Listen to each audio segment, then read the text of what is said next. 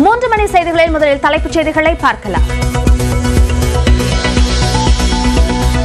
டெல்லியில் எடப்பாடி பழனிசாமி அங்கு சந்திப்பவரிடம் கல்வி நிதி இருமொழி கொள்கை பற்றி வலியுறுத்த வேண்டும்.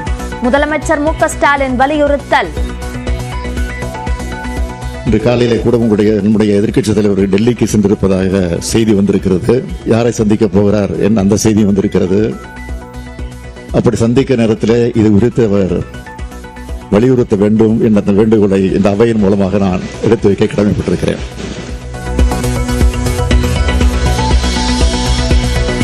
கூட்டணி குறித்து பாஜக தலைமை முடிவு செய்யும் என வானதி சீனிவாசன் பேட்டி.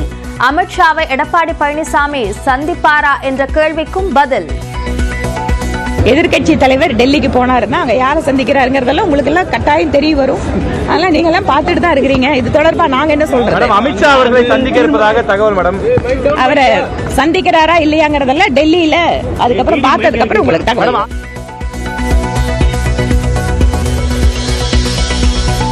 தமிழ்நாட்டின் இருமொழி கொள்கையில் எந்த மாற்றமும் இல்லை என முதலமைச்சர் மு க ஸ்டாலின் திட்டவட்டம். இது பண பிரச்சனை அல்ல, இனப்பிரச்சனை என்றும் உறுதி. எந்த பழிச்சொல் சொன்னாலும் என் உயிர் கொள்கையில் விட்டு தர மாட்டோம், விட்டு விலக மாட்டோம் என்பதை மாமன்றத்தில் உறுதியாக மீண்டும் மீண்டும் நான் பதிவு செய்கிறேன். இது பண பிரச்சனை அல்ல, நம் இனப்பிரச்சனை. அவர்கள் நிதி தரவில்லை என்பதற்காக இனமானத்தை அடமான வைத்து வெகுமானம் பெறும் கொத்தடிமை அல்ல நாங்கள்.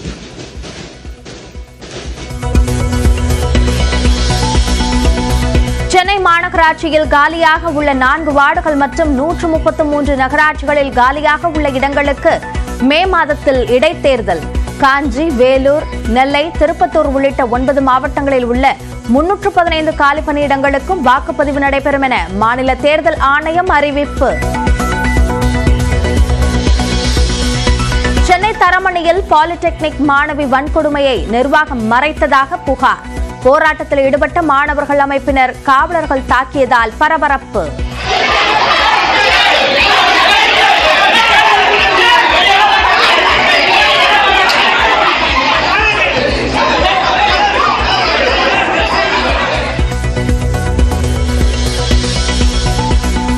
மேற்கு தொடர்ச்சி மலை மற்றும் அதனை ஒட்டிய மாவட்டங்களில் இன்று முதல் 3 நாட்கள் மிதமான மழைக்கு வாய்ப்பு. வானிலை ஆய்வு மையம் கணிப்பு.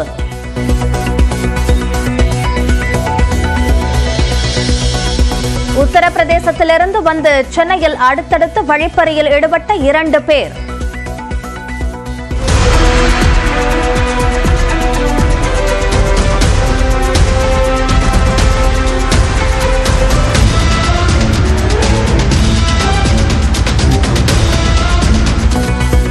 நகைகளுடன் விமானம் ஏறச் சென்றபோது பிடிபட்டனர்.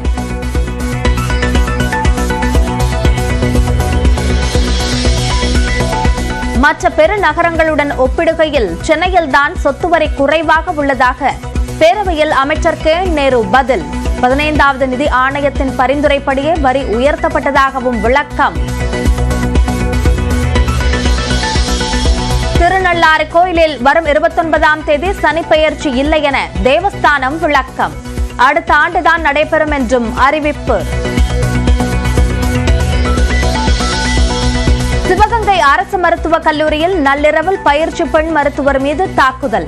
அடையாளம் தெரியாத நபரை கைது செய்ய கோரி பணி புறக்கணிப்பு போராட்டம்.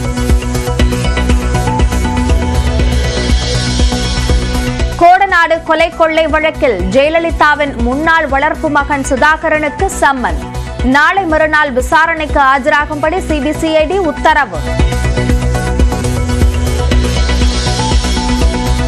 100 நாள் வேலை திட்டத்திற்கான நிதியை 5 மாதங்களாக தமிழ்நாட்டிற்கு தரவில்லை என மக்களவையில் கனிமொழி குற்றச்சாட்டு. உத்தரப்பிரதேசத்தை விட அதிக நிதி ஒதுக்கியுள்ளதாக மத்திய இணை அமைச்சர் சந்திரசேகர் மெப்பசனி விளக்கம். Including the material dues and the payment, also around 4,034 crores is pending for past 5 months.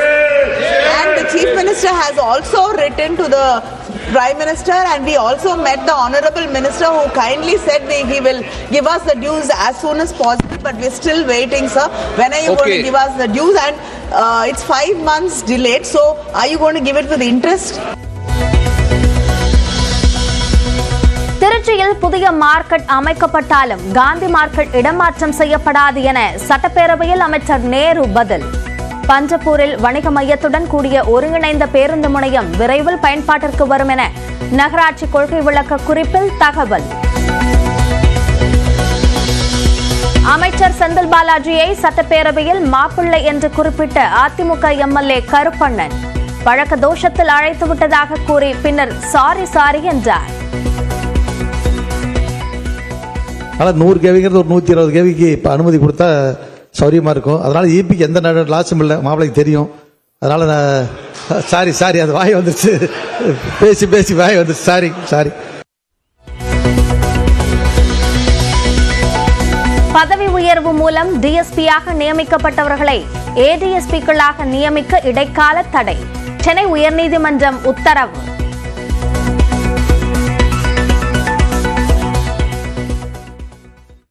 Tamil மொழியை அழிக்க முயற்சி நடப்பதாக குற்றம் சாட்டியுள்ள முதலமைச்சர் இதற்கு ஒட்டுமொத்தமாக முற்றுப்புள்ளி வைத்ததாக வேண்டும் என்று சூளுரைத்துள்ளார். சட்டப்பேரவையில் இருமொழிக் கொள்கை தொடர்பான கவனஈர்ப்பு தீர்மானத்தின் மீது பதிலளித்து பேசிய முதலமைச்சர் தமிழும் ஆங்கிலமும் தான் தமிழ்நாட்டினுடைய இருமொழிக் கொள்கை என்றும் அதில் எந்த மாற்றமும் இல்லை என்றும் தெரிவித்தார். இது பணப்பிரச்சனை அல்ல, இனப்பிரச்சனை என்று கூறிய முதலமைச்சர் நிதி தரவில்லை என இனமானத்தை அடமானம் வைத்து வெகுமானம் பெறும் கொத்தடிமைகள் தாங்கள் அல்ல என்றும் திட்டவட்டமாக தெரிவித்தார். தமிழை அழிக்க நினைக்கும் ஆதிக்க மொழி எதுவாக இருந்தாலும் அதை அனுமதிப்பதில்லை என்பதால் தான் இருமொழிக் கொள்கையை கடைபிடிப்பதாக கூறினார். இந்தி மொழி திணிப்பு என்பது ஒரு மொழி திணிப்பு மட்டுமல்ல, பண்பாட்டு அழிப்பாக அமையும் என்பதால் தான் இதிலே உறுதியாக இருப்போம். இந்த மொழி திணிப்பின் மூலமாக மாநில மொழிகளை ஒரு இனத்தை ஆதிக்கம் செலுத்த நினைக்கிறார்கள். இதற்கு ஒட்டுமொத்தமாக முற்றுப்புள்ளி வைத்தாக வேண்டும்.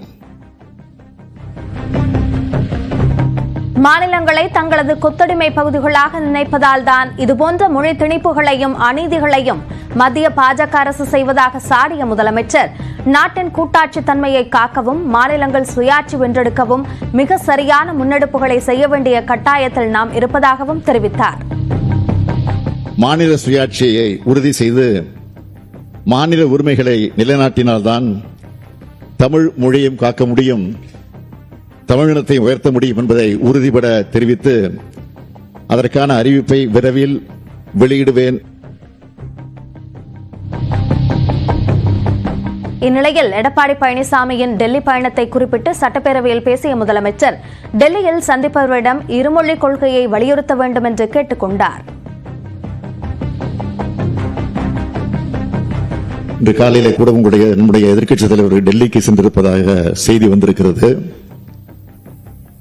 டெல்லிக்கு செல்லுகிற நேரத்தில் யாரை சந்திக்க போகிறார் என்ற அந்த செய்தி வந்திருக்கிறது.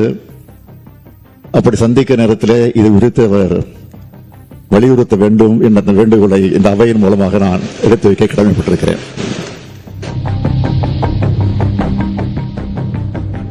இதனிடையே மத்திய உள்துறை அமைச்சர் அமித்ஷாவை தமிழ் மாநில காங்கிரஸ் தலைவர் ஜி.கே. வாசன் டெல்லியில் சந்தித்து பேசினார். அப்போது தமிழக அரசியல் நிலவரம் பற்றி பேசியதாக கூறப்படுகிறது. தமிழ்நாட்டில் பாஜகவின் கூட்டணி நிலைப்பாடு குறித்து தேசிய தலைமைதான் முடிவு செய்யும் என்று அக்கட்சியின் சட்டமன்ற உறுப்பினர் வானதி சீனிவாசன் தெரிவித்துள்ளார். சென்னையில் செய்தியாளர்களிடம் பேசிய அவர் எடப்பாடி பழனிசாமியின் டெல்லி பயணம் குறித்த கேள்விக்கும் பதிலளித்தார். எதிர்கட்சி தலைவர் டெல்லிக்கு போனாருன்னா அங்க யாரை சந்திக்கிறாருங்கிறதெல்லாம் உங்களுக்கு எல்லாம் கட்டாயம் தெரிய வரும். அதனால நீங்க எல்லாம் பார்த்துட்டு தான் இருக்கிறீங்க. இது தொடர்பா நாங்க என்ன சொல்றோம்? அமித்ஷா அவர்களை சந்திக்க இருப்பதாக தகவல் மேடம். அவரை சந்திக்கிறாரா இல்லையாங்கிறதெல்லாம் டெல்லியில அதுக்கப்புறம் பார்த்ததுக்கு அப்புறம் உங்களுக்கு தகவல். அதிமுக பாஜக கூட்டணி அமைந்தால் நீங்க வரவேற்பீங்களா? பாரதிய ஜனதா கட்சியினுடைய நிலைப்பாடு என்பது கூட்டணி விவகாரங்களை பொறுத்தவரை மத்திய தலைமை ஏற்பாடு செய்வது. அவர்களுடைய முடிவு என்பது எல்லாரும் தமிழ்நாட்டில் ஏத்துக்கணும், அவ்வளவுதான்.